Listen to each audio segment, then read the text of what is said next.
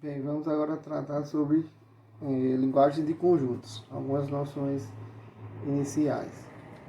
Então, um conjunto nada mais é do que uma coleção de objetos, certo?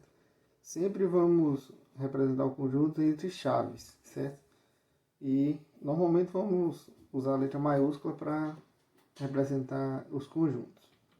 Cada objeto que compõe o conjunto a gente vai chamar de elemento.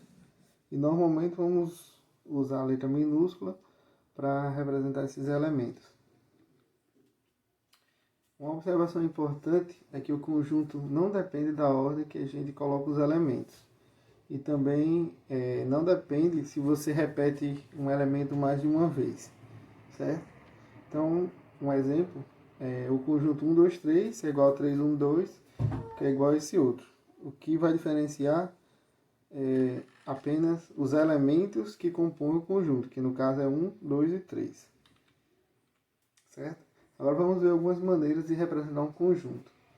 A primeira é pela enumeração, ou seja, você vai listar todos os elementos do conjunto. Essa maneira é usável, dá para a gente ver, quando você tem um conjunto com poucos elementos, né? Agora, se você tem um conjunto com 20, 30 ou até infinitos elementos, aí fica difícil, até impossível de enumerar os elementos. O segundo caso é por extensão. É quando você tem conjunto com muitos elementos ou infinitos elementos. Então você coloca os primeiros elementos separados por vírgula e coloca o termo geral desses elementos. E por último, pela compressão. Você vai dar a propriedade do conjunto. O elemento vai estar ou não no conjunto, dependendo de uma propriedade específica. Certo?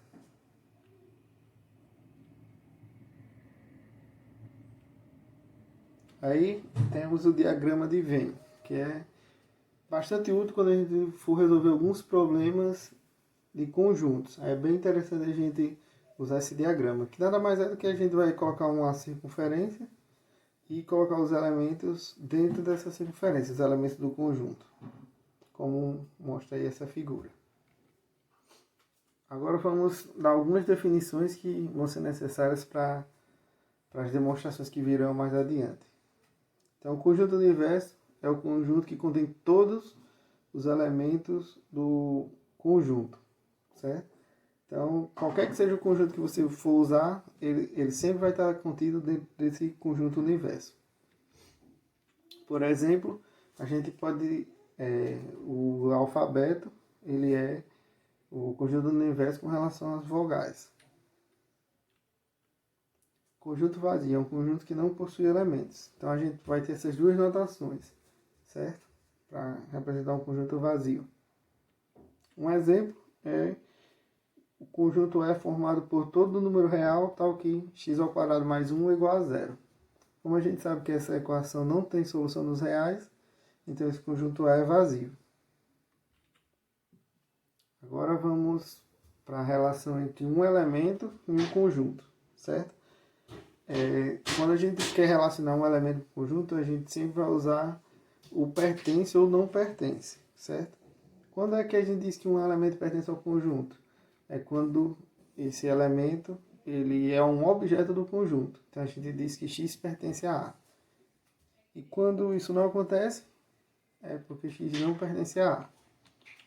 Por exemplo, dado esse conjunto A aí, a gente diz que 1 pertence a A e 6 não pertence a A, certo?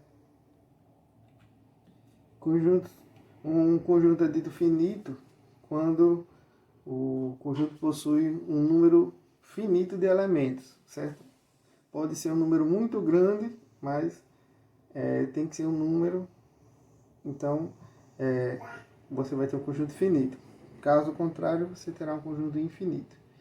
Aí dentro desses conjuntos infinitos tem o conjunto infinito enumerável e não enumerável, mas que não vamos falar deles aqui.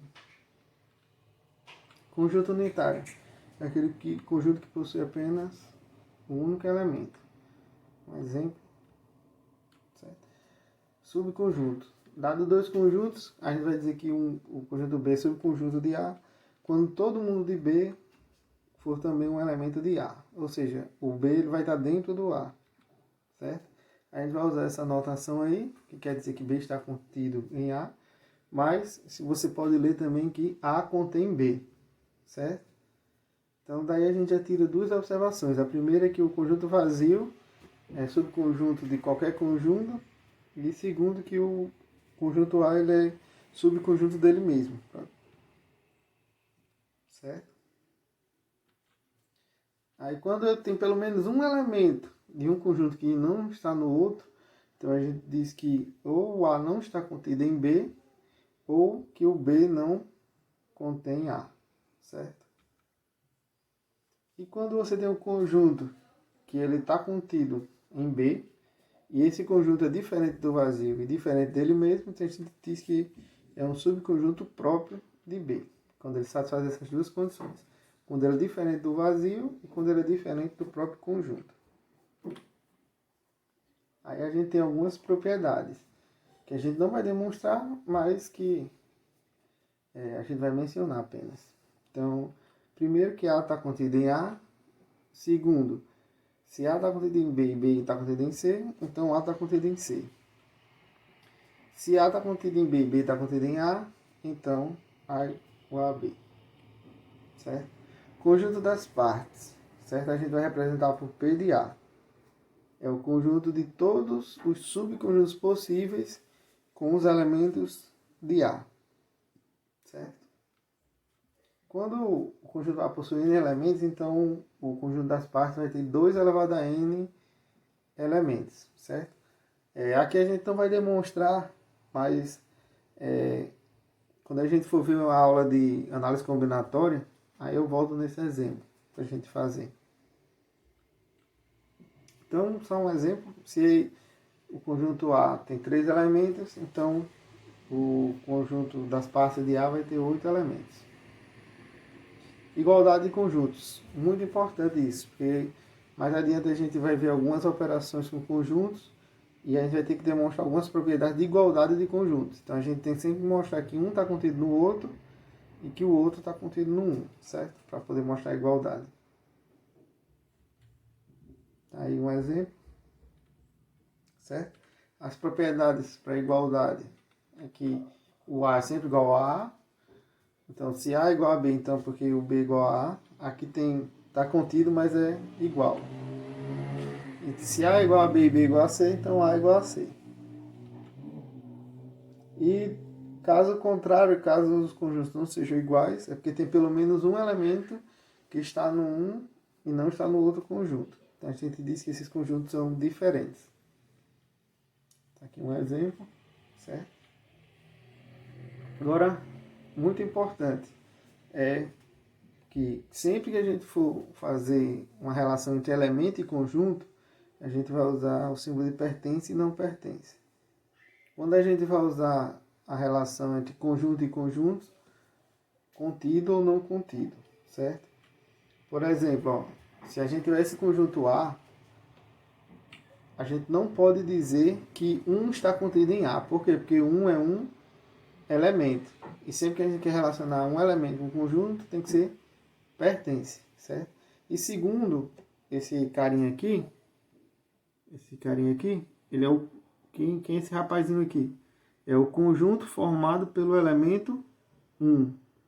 Então esse carinha aqui é um conjunto. Então você está relacionando um conjunto com outro conjunto. Então você não pode usar o pertence, você tem que usar o contido ou não contido, certo? Então agora sim, ó, o vazio, como o vazio é subconjunto, então o vazio está contido em A, porque é uma relação entre dois conjuntos. E um pertence a A, por quê? Porque um é um elemento, certo?